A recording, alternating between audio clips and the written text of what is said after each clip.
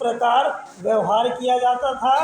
तो जो दुनिया भर के जो अमेरिकी फौज था, अमेरिका की जो सैन्य शक्ति थी, वह सैन्य शक्ति विश्व के अनेक स्थानों से 600 लोगों को, कितने लोगों को, 600 लोगों को अनेक स्थानों से पकड़ करके और उन्हें जेल में डाल दिया गया।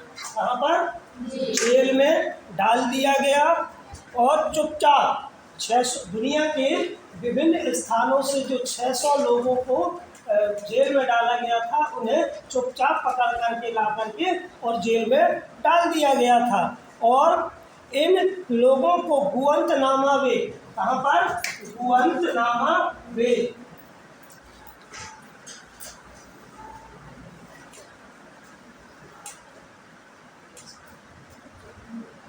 गुआंतनामो बे नामक जो जेल है, इस जेल में उन्हें 600 लोगों को बंद कर दिया गया। ठीक है ना। और यह जो गुआंतनामो बे जेल है, यह कहाँ पर है? क्यूबा में। कहाँ पर? क्यूबा, है ना, क्यूबा में है। क्यूबा में यह जेल को स्थापित किया गया है और जो एक टापू में स्थित है ना, टापू में स्थित है। और उस टापू में किसका अधिकार है? अमेरिकी नौसेना का, अर्थात अमेरिका का जो सैन्य शक्ति है या सैन्य बल है, उस सैन्य बल का अधिकार था। तो इस प्रकार जो है इस स्थान पर अमेरिकी जो है सैनिक थे, वे उन सैनिकों के द्वारा दुनिया भर के 600 लोगों को पकड़ करके ला करके और जेल में डाल दिया जाता था। अमेरिकी सरकार का कहना है कि ये लोग अमेरिका के दुश्मन हैं और उन्हें जब जेल में डाल दिया गया तो उनके बारे में अमेरिका से पूछा गया, तो अमेरिका का या अमेरिकी जो सरकार है, उस सरकार का कहना यह है कि ये जितने कैदी हैं, जितने लोगों को गुआंतनामो बे जेल में डाला गया है, ये सब लोग अमेरिका के क्या हैं? दुश्मन हैं, है ना, अमेरिका के दुश्मन हैं। और न्यूयॉर्क में हुए 11 सितंबर 2001 के हमलों के से इनका संबंध है। और उनका कहना था कि 11 सितंबर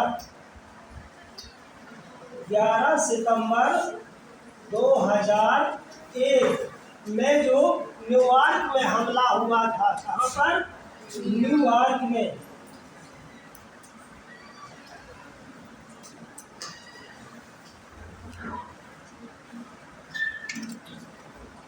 न्यूयॉर्क में जो हमला हुआ था, उस हमले के वो जिम्मेदार है, ऐसा किसका कहना था? अमेरिकी सरकार का कथन था, या अमेरिकी सरकार का कहना था कि ये जो 600 लोग हैं जिनको गुआंतनामो बे जेल में डाल दिया गया, और गुआंतनामो बे जेल कहाँ पर है? क्यूबा में स्थित है, जो एक टापू में है ना, उस टापू में वह बना हुआ है जिस पर अमेरिकी नौसैनिकों का अधिकार है। ठीक है ना। और 11 सितंबर 2001 को जो 600 कैदियों को वहाँ पर जेल में डाला गया, उनके बारे में जब पूछा गया, तब अमेरिकी सरकार का कहना है कि ये जो 600 लोग हैं अमेरिका के दुश्मन हैं। और 11 सितंबर 2001 में न्यूयॉर्क में जो हमला हुआ था, उस हमला में इनका किसी न किसी रूप में इनका सहयोग था, या उस हमले से इनका संबंध है। अधिकांश मामलों में गिरफ्तार लोगों के देश की सरकार को उनकी गिरफ्तारी और जेल में डालने की सूचना भी नहीं दी गई। और अधिकांश अमेरिकी जो सरकार था, अमेरिकी सरकार अधिकांश ऐसे मामले थे, उन मामलों में जिन लोगों को गिरफ्तार किया गया था, जिन देशों के लोगों को गिरफ्तार किया गया था, उनकी गिरफ्तारी की जानकारी वहाँ के लोगों को नहीं दी गई थी। अर्थात चुपचाप, है ना, चुपचाप जो है लोगों को ला करके और जेल में डाल दिया जाता था, उन्हें सूचना भी नहीं दी गई थी। इन कैदियों के परिवार वालों, मीडिया के लोगों और यहाँ तक कि संयुक्त राष्ट्र के प्रतिनिधियों को भी उनसे मिलने की इजाज़त नहीं था। और जो कैदी गुआंतानामो वे जेल में बंद थे, तो उन कैदियों से मिलने के लिए ना तो उनके परिवार वालों को मिलने दिया जाता था और ना ही किसी मीडिया वालों को, और ना ही संयुक्त राष्ट्र के जो संयुक्त राष्ट्र संगठन है, संघ है, उस संघ के जो सदस्य हैं उन सदस्यों को भी वहाँ पर मिलने नहीं दिया जाता था।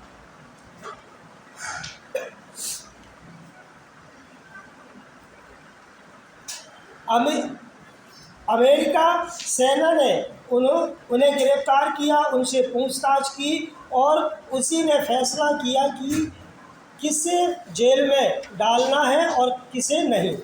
अमेरिका की जो सैन्य शक्ति थी या अमेरिका की जो सरकार थी, अपने सैनिकों के द्वारा 600 लोगों को जब जेल में डाल दिया गया, जेल में बंद कर दिया गया, और जेल में बंद करने के बाद में जब उनकी सुनवाई की बात आई तो अमेरिकी सरकार ने उन्होंने ही तय किया कि किस व्यक्ति को जेल में रखना है और किस व्यक्ति को नहीं रखना है। इसके लिए ना तो वह किसी प्रकार के कोई जज की आवश्यकता हुई, ना कोई न्यायाधीश की, और ना ही किसी अदालत की। इस प्रकार अमेरिका जो है ना किसी जज के सामने मुकदमा चला और ना ही ये कैदी अपने देश की अदालतों में अपने जो अपील है वो अपील भी नहीं कर सके। अर्थात उन्होंने जो 600 लोग थे, 600 लोगों के ऊपर अमेरिकी सरकार जो है अपने मनमर्जी तरीके से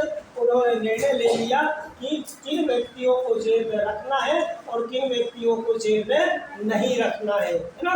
तो इस प्रकार उन्होंने अमेरिका निर्णय लेकर के अंतर्राष्ट्रीय मानव अधिकार संगठन, जो एक संगठन था अंतर्राष्ट्रीय मानव अधिकार संगठन, जिसको एमनेस्टी इंटरनेशनल ने गुआंतानामो जो अमेरिकी जेल था गुआंतानामो में, उस गुआंतानामो में जितने कैदी कैद थे उन कैदियों की स्थिति के बारे में सूचना एकत्र किया, है ना। सूचना इकट्ठा किया और सूचना एकत्र करने के बाद में बताया कि उनके साथ में बहुत ज़्यादा गलत तरीके से व्यवहार किया जाता है।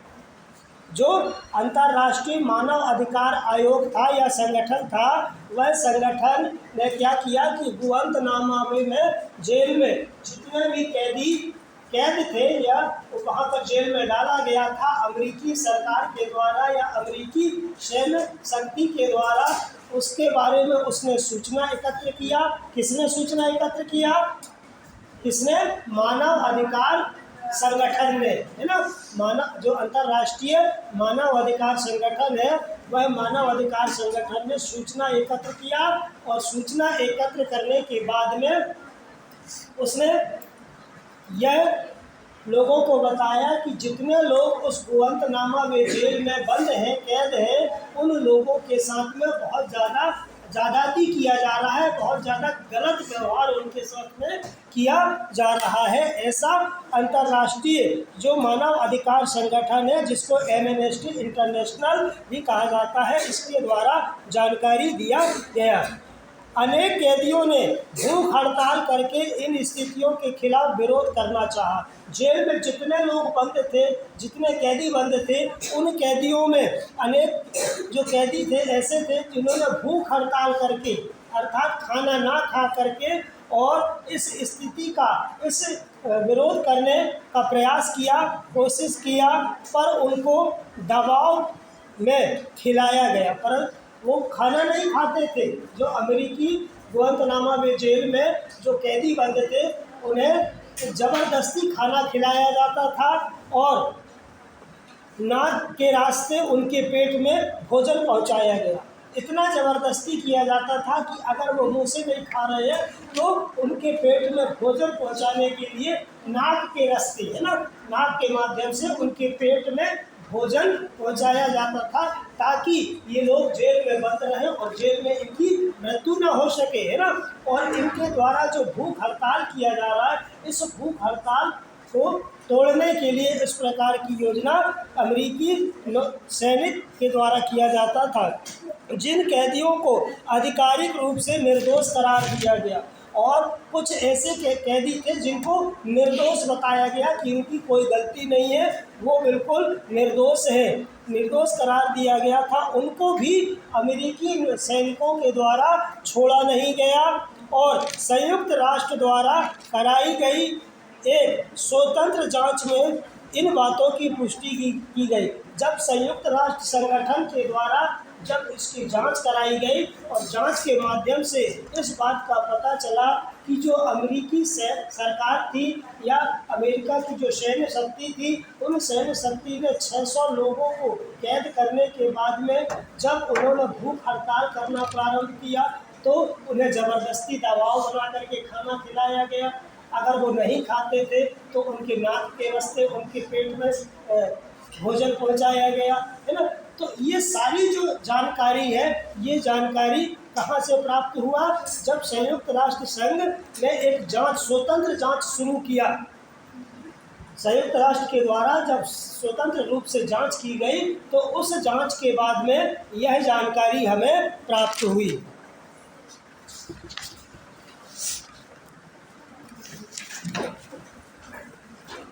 इसके बाद सऊदी अरब में नागरिक अधिकार कि सऊदी अरब में नागरिकों को किन्हीं 5 अधिकार, तो सऊदी अरब में जो नागरिक थे या सऊदी अरब में जो लोग निवास करते थे, रहते थे, उन्हें कौन कौन से अधिकार प्राप्त थे। तो इस प्रकार उन 5 अधिकारों के बारे में पूछा जाता है कि 5 अधिकार में कौन कौन से हैं जो सऊदी अरब के नागरिकों को प्राप्त था, है ना। तो पहला था, देश में एक वंश का शासन चलता था। जो सऊदी अरब था, सऊदी अरब में जो शासन व्यवस्था था वहाँ लोकतंत्रात्मक शासन व्यवस्था नहीं था, अर्थात वहाँ कैसी शासन व्यवस्था था? राजतंत्रात्मक। कैसा था? राजतंत्रात्मक शासन व्यवस्था था। और वहाँ वंश के आधार पर, वंश का मतलब ये होता है कि जो व्यक्ति राजा है उसके न रहने के बाद में उसका ही परिवार का, उसका ही वंश का व्यक्ति राजा बन सकता है, कोई दूसरा नहीं बन सकता, है ना। तो इस प्रकार वंश के आधार पर वहाँ सऊदी अरब में शासन चलता और जो शासन चलाता उसे राजा या शाह कहा जाता था। क्या कहा जाता था? राजा या शाह, है ना, या शाह कहा जाता, राजा या शाह कहते थे। राजा या शाह को चुनने या बदलने में लोगों की कोई भूमिका नहीं होती थी, अर्थात सऊदी अरब में जो शासन व्यवस्था था वह राजतंत्रात्मक था, है ना। कैसा था? राजतंत्रात्मक, अर्थात वंश के आधार पर, राजा के न रहने के बाद में उसके ही वंश के व्यक्ति को ही राजा बनाया जाता था, कोई दूसरा नहीं बनता था। तो इस प्रकार उसको चुनाव करने के लिए राजा या शाह को चुनने या उसे बदलने में उन जनता की किसी प्रकार का कोई सहयोग नहीं था, अर्थात जनता राजा का निर्वाचन नहीं करती थी, ना शाह को बदल भी नहीं सकती थी। ये इसके बाद शाह ही विधायिका और कार्यपालिका के लोगों का चुनाव करता। जो शाह होता, शाह अर्थात राजा, है ना, जो राजा होता वह राजा ही विधायिका और कार्यपालिका, जो विधि का निर्माण करने वाले लोग थे या कार्यपालिका के जो सदस्य थे, उन सदस्यों का निर्वाचन भी कौन करता था? यह शाह ही करता था, राजा ही करता था। सऊदी अरब का जो राजा होता था वही इसका चुनाव करता, वही उसको चुनाव करके और सदस्य बनाता था। इसके अलावा जजों की नियुक्ति भी शाह करते और वे उनके फैसलों को पलट भी सकते थे। सऊदी अरब में जो राजा होता था, है ना, वह राजा जो जज होते थे, जज समझते हो, जो न्यायाधीश होता है, जो बड़े बड़े कोर्टों में न्याय करते हैं, किसी मामले की सुनवाई करते हैं और सुनवाई के बाद में फैसला देते हैं, है ना। तो ऐसे जजों की नियुक्ति सऊदी अरब में राजा या शाह के द्वारा किया जाता था। किसके द्वारा? राजा या शाह के द्वारा ही किया जाता था। और जो जज या न्यायाधीश जो फैसला सुनाता था, अगर आवश्यक ज़रूरत पड़ने पर राजा या शाह उसकी जो फैसला था, जज का फैसला, उस फैसले को बदल भी सकता था। ये अधिकार वहाँ के राजा को प्राप्त था। लोगों को कोई राजनीतिक दल या संगठन बनाने की अनुमति नहीं थी। सऊदी अरब में जो नागरिक वहाँ पर रहते थे, निवास करते थे, वो उन्हें किसी प्रकार का कोई संगठन बनाने की अनुमति नहीं थी और ना ही कोई राजनीतिक दल वो बना पाते थे, है ना। ऐसा वहाँ का शासन व्यवस्था था। वहाँ के शाह के द्वारा इस प्रकार का नियम बना दिया गया कि देश में रहने वाला व्यक्ति कोई संगठन नहीं बना सकता, कोई समूह नहीं बना सकता और ना ही कोई राजनीतिक दल का निर्माण कर सकता। मीडिया शाह की मर्जी के खिलाफ, मीडिया जो होता है, मीडिया समझते हो ना, जो देश दुनिया की खबरों को लोगों को दिखाने का काम करता है ना। तो मीडिया जो सऊदी अरब में मीडिया जो होता था, वह बिना राजा के अनुमति के या बिना शाह के अनुमति के कोई भी खबर वह किसी को नहीं दे सकता था। मीडिया जो था वह कोई भी खबर किसी और को तक नहीं पहुंचा सकता था। अगर कोई खबर पहुंचानी होती थी तो उसको सबसे पहले राजा या शाह, सऊदी अरब के जो राजा या शाह होता था, उस शाह से अनुमति लेनी पड़ती थी।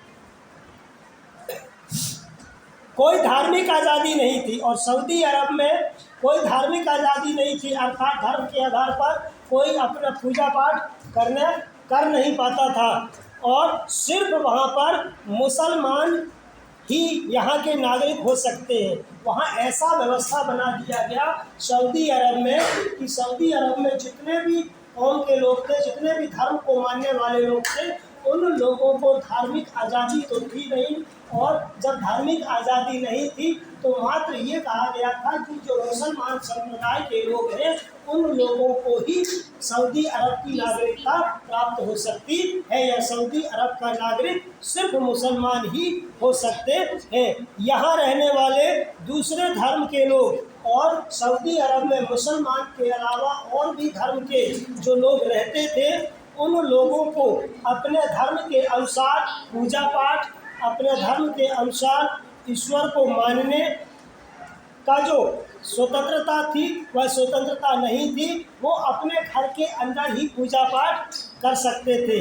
उन्हें सार्वजनिक या धार्मिक अनुष्ठानों पर रोक था, अर्थात मुसलमान के अलावा अन्य संप्रदाय के जो लोग थे, किसी मंदिर में या किसी सार्वजनिक स्थान पर अपने धर्म की पूजा पाठ करने की अनुमति उन्हें नहीं था।